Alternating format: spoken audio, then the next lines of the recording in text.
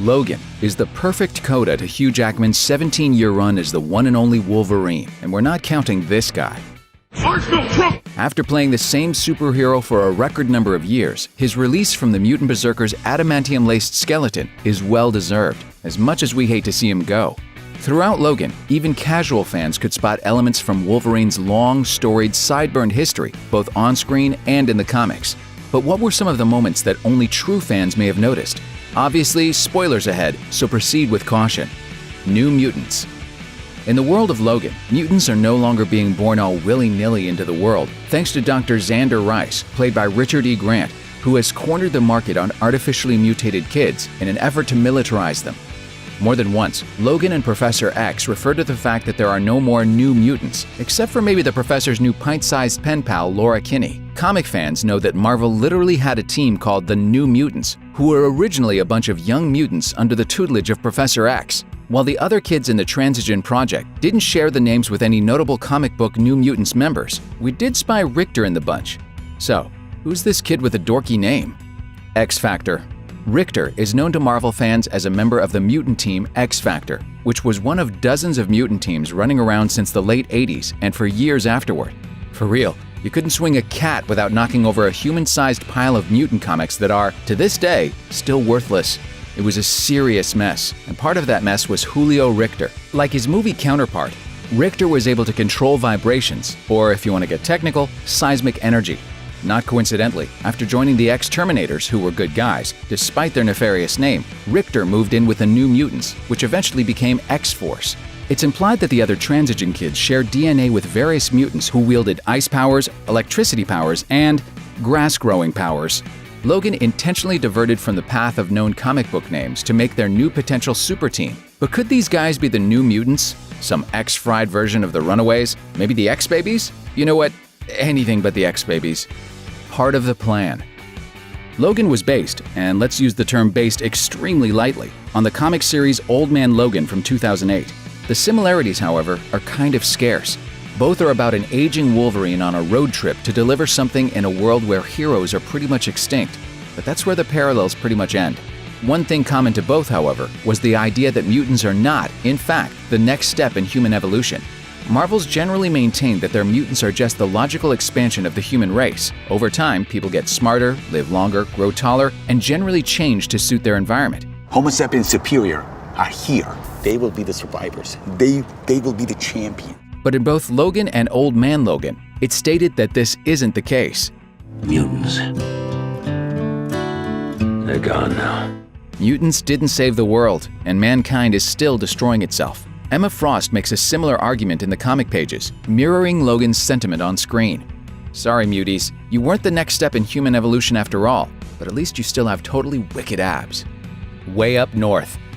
We never get to find out what, if anything, happens when the band of kids reaches Canada, but we can assume it's probably good news. Someone is there waiting for them. But who?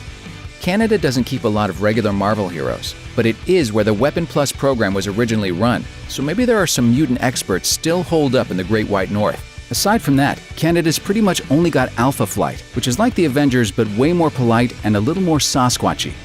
And they don't really have a history of harboring runaways. If we're following Old Man Logan rules, Emma Frost provided the only mutant safe haven in America, so maybe the White Queen is providing the same kind of sanctuary. Either way, that's one hell of a cliffhanger. Weapon X-24.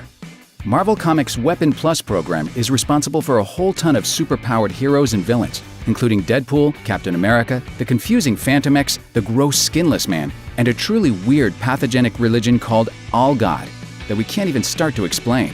It also created X-23, aka Laura Kinney, aka Wolverine's girl clone, aka Girlverine. The list of weirdos coming out of the program goes on, but it's never included in X-24. It stops just short of there. So, when a younger, faster, sexier Wolverine lookalike with the name X-24 pops up and starts beating up Logan, it's a surprise to comic fans everywhere. Unless they're familiar with Albert, Logan's cyborg copy who first appeared in Wolverine number 37, who was also created by Donald Pierce and the Reavers. Of course, it was 1991 and Marvel was cranking out dispensable heroes and villains left and right. We're looking at you, Bloodscream, and Random, and Spiral. And so we'll forgive you if you forgot about Wolverine's Doppelbot. Caliban Redux. The X movies are a bit lousy with continuity problems. But to be absolutely fair, so are the X-Men comics. Perhaps the most glaring weirdness in Logan is the fact that Caliban, played awesomely by Stephen Merchant, is not the same Caliban as in X-Men Apocalypse. Granted, Caliban is a sea-level mutant who's lucky he was thrown a movie bone at all, let alone 2. But the only way anyone can accept the X-movie franchise's countless continuity questions is to just assume that each movie peels off into a slightly different timeline than the last. That way, dead characters are magically still alive, no one ages consistently, and a different actor can just hop into another one's spot.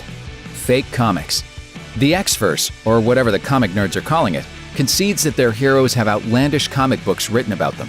In the world of the X-Men, the team really existed, and they had really cool adventures, but they weren't as cool as the printed page implies. We got ourselves an X-Men fan. Maybe a quarter of it happened, and not like this. True fans can tell that the comics Logan is holding aren't genuine X-Men comics, but reasonably constructed props. Sure, they were drawn by legit Marvel artists, but both the covers and interior art were made just for Logan. It's pretty much the best anti-Easter egg fans could have asked for. The Statue of Liberty. Over the course of Logan, we're given a few reference points to big events seen and unseen. The biggest unseen event was obviously whatever Professor X accidentally set loose in Westchester, but it's a reference to the Statue of Liberty that brings the whole saga to a fitting close. Back in the very first X-Men movie, before epic movie verses were even a thing, everything culminated on Liberty Island. So, even if we have a whole cast of characters who can't decide what happened, who they are, or if they're actually dead or not, we'll always have the purity of that first X-Men movie and that big old battle on New York's largest lady. And of course, the X-Men franchise's biggest sin. Do you know what happens to a toad when it's struck by lightning? The same thing that happens to everything else. We forgive you, X-Men. Finally. Thanks for watching. Click the grunge icon to subscribe to our YouTube channel. Plus check out all this cool stuff we know you'll love too.